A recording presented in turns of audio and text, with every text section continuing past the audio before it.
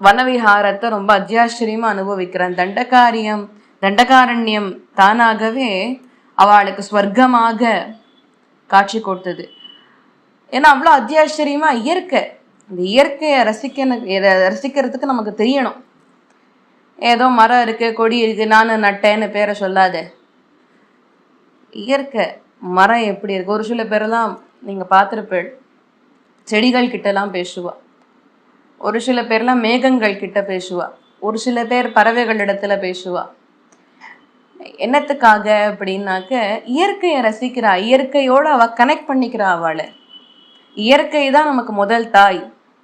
அதை எவ்வளோக்கு எவ்வளோ நம்ம மதிக்காத, துச்சமா, அலட்சியமா ட்ரீட் பண்றோமோ அவ்வளோக்கு எவ்வளோ நாசமாயிடும் பூமி. இயற்கை இல்லைன்னா நம்மளால ஜீவிக்க முடியாது. இயற்கை இல்லைன்னா சுவாசிக்கிறதுக்கு காற்று வராது.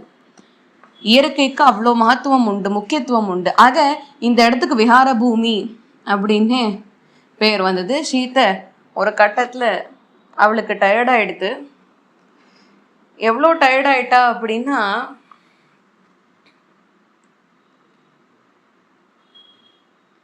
அவளுக்கு வெளிச்சம் வந்தது கூட அவளுக்கு தெரியல. அவ்வளவு சுத்தி பார்த்துருக்கா. ஸ்ரீராமச்சந்திரமூர்த்தி சீதையினுடைய நிலையை கண்டு சிரித்து, சிரித்துனான மந்தஹாசம், ஒரு புன்னகை செய்து இந்த இடத்துல ஒரு இடத்த பார்த்து